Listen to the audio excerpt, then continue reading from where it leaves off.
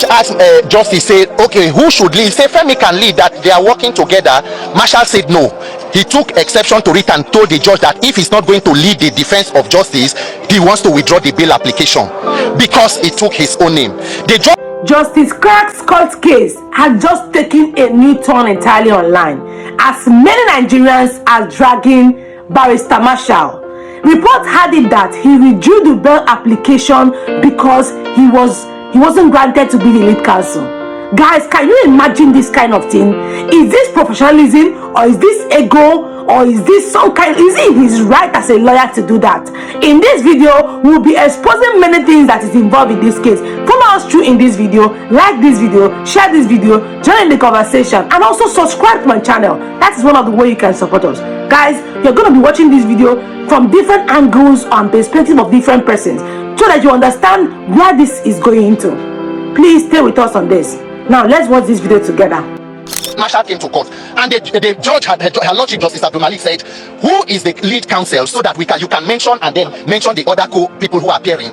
Barrister Femi Balogun stood up and introduced himself. Marshall said no, he must introduce himself as the lead counsel. The judge asked Justice, said, okay, who should lead? Say Femi can lead, that they are working together. Marshall said no. He took exception to it and told the judge that if he's not going to lead the defense of justice, he wants to withdraw the bail application because he took his own name. The judge looked at him and said, you want to withdraw everything you have filed on behalf? The judge was shocked at the action today in court. Marshall, the issue going on concerning this Justice Clark's case. You know, I heard Randy Peter's side of the story. I heard another neutral lawyer side of the story. And then I listened to just, what do you call it, Barrister Marshall Abubakar's side of the story. I don't know what must have gotten to get that matter to that level. First and first, let me address this. If you are a humanitarian, if you are doing cases pro bono, you do it for all intents and purposes. That is the first thing. I have handled more than 300 pro bono cases. I do those pro bono cases as if I have been paid millions to do them. Now, first thing first, let me clarify a very wrong impression Barrister Marshall is giving. When you withdraw from a case, you don't have the right to withdraw anything you filed. Withdrawing anything you filed alongside with your appearance is wickedness. When you withdraw from a case, you withdraw your appearance from a case. I've never heard of it that someone who withdraws from a case also will withdraw everything he has filed. You are just saying it with so much impunity, and some gullible Nigerians are believing that rubbish. That is not the practice. In fact, that is a misconduct. That is not the practice. If you are aggrieved that a junior is disrespecting you, and you wish to withdraw your appearance from a case because of the conflict of interest presented before it, it's fine and good, it's noble. You withdraw your appearance. But saying you are going to withdraw everything you have filed in it, that is wickedness, my brother. That is not humanity. That is not pro bono. That is not the spirit of pro bono. You withdraw appearance and withdrew a bail application you filed, all because you're not the lead counsel. My brother, that is wicked. That is witchcraft. You can tell anything you want to tell your gullible followers and they will clap for you. That is not what humanity or humanitarian service stands for. That is not the practice of law. Thank you for watching this video with me. I want you to understand that this is a pro bono case that Barrister Marshall is taking up here. He's doing it, pro bono cases are cases that the lawyers take up without being paid.